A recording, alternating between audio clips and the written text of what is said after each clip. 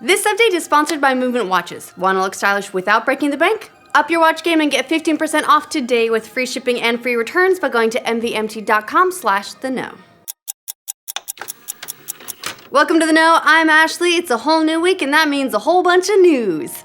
Some rumors started flowing around recently that all the backlash around microtransactions was causing one major game to go back to the drawing board regarding loot boxes. And that game? Halo 6. However, according to Halo franchise director Frank O'Connor, all that is total nonsense. He dropped in on a thread on Reset Era to set the record straight, writing, "This is bunk. We're not reevaluating anything significant, and Microsoft isn't designing anything for the next game. 343 is. We watched the EA Battlefront thing with the curiosity you'd expect, but our current rec system is player-focused and well-liked and unintrusive as far as these things go. We have made zero announcements about our next projects and continue to work on our next game and technology with players' needs and interests in mind." So yeah, sounds like you can expect more recs, but hopefully not loot boxes. They did say player interest, so fingers crossed. The zombie-filled base builder Metal Gear Survive arrives next month, and the producer is already apologizing to fans in advance that it's not actually a Metal Gear Solid game. Plus, he set the record straight about a few reports that have been making their way around about the game's microtransactions. In a new interview with the official PlayStation magazine UK, producer YUJI said about the spin-off, "Fans and gamers in general seemed to take Metal Gear Survive to be a continuation of the Metal Gear series, so I regret that we caused that confusion." Maybe it had something to do with, I don't know, the name? As for the game's microtransactions, Kurikato said, "There will not be loot boxes and there will not be pay-to-win types of microtransactions. There will be things like the accessories in Metal Gear Online and forward operating base in Metal Gear Solid 5 The Phantom Pain. Also, no Snake, no Kojima, the list goes on. But you're using stuff from other Metal Gear games, you can see why people would think it might be a Metal Gear game." Just saying. Regardless, we'll see what the actual game itself is like. One of gaming's most famed developers now has a brand new gig. YUJI NAKA, famous for being the lead designer of the original Sonic the Hedgehog games, just announced he's now going to be working at Square Enix. NAKA wrote on Twitter, "Just a quick note to let you know, I joined Square Enix in January. I'm joining game development as before and strive to develop games at Square Enix. I aim to develop an enjoyable game. Please look forward to it." NAKA joined Square Enix from his last post, Probe, which he founded back in 2006 after leaving Sega. No telling what NAKA is working on at the moment, but hey, maybe it'll spawn a whole new classic franchise, and then everyone will just gradually hate it but still love it, but hate it but love it, because that's Sonic. Epic and Fortnite made headlines back in September when the game accidentally enabled the forbidden crossplay connectivity between PS4 and Xbox One players. Now, it looks like they might have done it again. Oops. Over a brief period of time over the weekend, Fortnite players reported being able to see PS4 exclusive skins in Xbox One lobbies, plus players showing up with hyphens in their gamer tags, which is only possible on PC. There's been no official word from Epic on the matter just yet, but back at the Game Awards, Epic rather famously said during the broadcast that players deserve crossplay. So maybe they're just, maybe they're just like poking it a little bit, trying to get that stone to roll up the hill. It seemed like a foregone conclusion that Stardew Valley and Nintendo Switch were a perfect match for one another. I mean, just from the announcement, you could tell that this was going to be magical. And now Nintendo's revealed that Stardew Valley was the most downloaded eShop title on the console in 2017. This comes from a list of published titles showing the most downloaded games on the platform, with Stardew Valley taking the top honors, followed by Minecraft, Sonic Mania, and Rocket League. Now keep in mind, you're not seeing the Breath of the Wilds and the Mario Odysseys on there because this is a list of download-only titles. But it's still very impressive considering that it came out so late in the year. And in more good news for Stardew Valley and developer Chucklefish, and therefore me, because I love that game. Analyst Superdata published some data showing that the game has passed 3.5 million in sales on PC. Take the hint, Nintendo. People really, really want Animal Crossing. Please. Look, I'm even wearing Animal Crossing stuff today, and that wasn't even intentional. I just was. Newsflash, Minecraft's still really popular. Yes, it's crazy, but the game continues to be a massive success, and it recently passed 144 million copies sold across all platforms. That's according to Helen Chiang, who is the new head of Minecraft at Microsoft.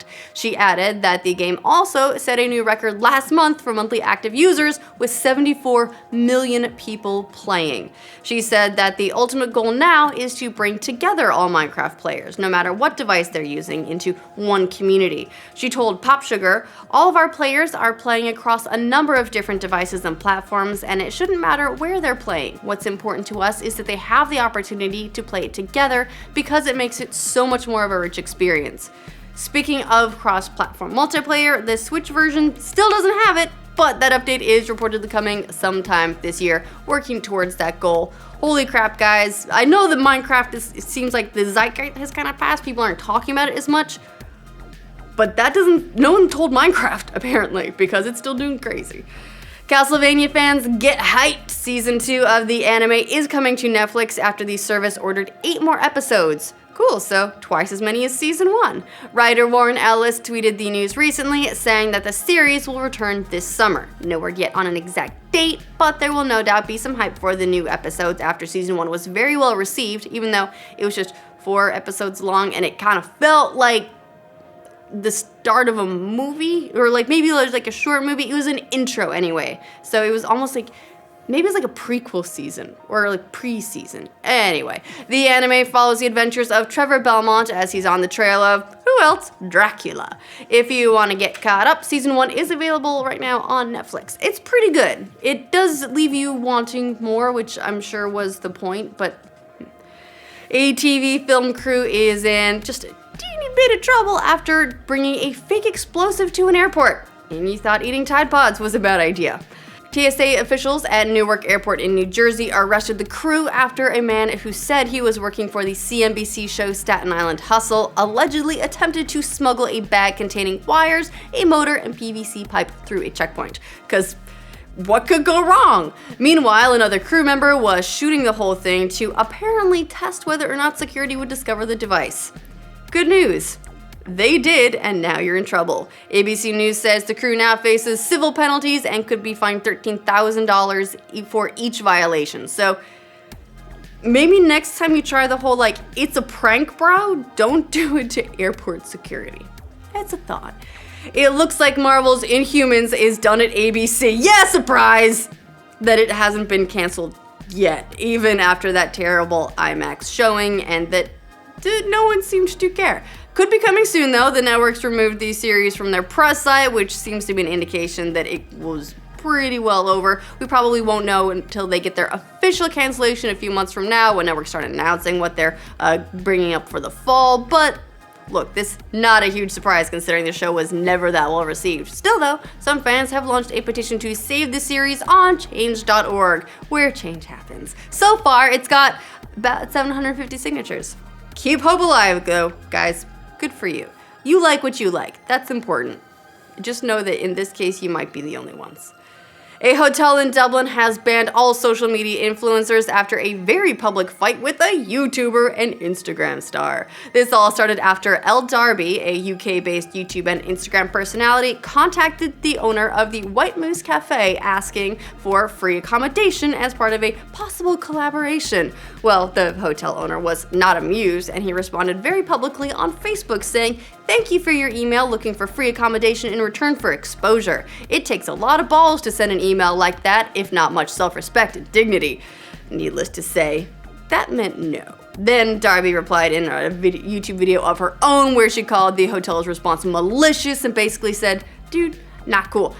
After that, the hotel posted again on Facebook saying that all bloggers are banned from our business, writing, "The sense of entitlement is just too strong in the blogging community." You could just like DM'd her a no and it probably wouldn't have exploded. Like, I mean, I get it, saying like, hey, I'm on YouTube, I should be able to stay for free. Doesn't necessarily fly, but you could have handled that better too. Just saying. Also, what are you gonna do? Like when people check in, are you gonna ask them if they're a blogger? How do you ban an entire profession from your hotel? Well, I guess we'll find out. So that's the news for this roundup. You are all caught up. Now, to let us know what you think of all of the different newses, there's a whole bunch of different stuff in there, in the comments down below, to make sure you get all the news from every corner of the internet every weekday. Like this video, and if you're new to our channel, please subscribe to The Know. Shout out to Movement Watchers for sponsoring this update. Thought gift giving was all done now that Christmas was over? Think again, because now Valentine's Day is approaching, and it can be kind of tough if you already spent all your gift ideas, but you know what makes a great gift? Time. Movement Watches figured out they could cut out the middleman by selling directly online, so you get a watch that looks like you spent hundreds of dollars, even though they actually start at 95 bucks. Plus, you can get additional bands to change out to keep the look of the watch fresh and coordinated with your style. It's pretty awesome. I've got a few, one I keep here in the office to show off, and one that I actually get to wear, and I really like it. Also worth noting, they've got sunglasses as well that are great. I took a pair on vacation. Awesome. If you need help figuring out what to get, they do have a gift guide, and I want pretty much everything in it, so it's solid. To get 50% off with free shipping and free returns, just go to mvmt.com/theknow.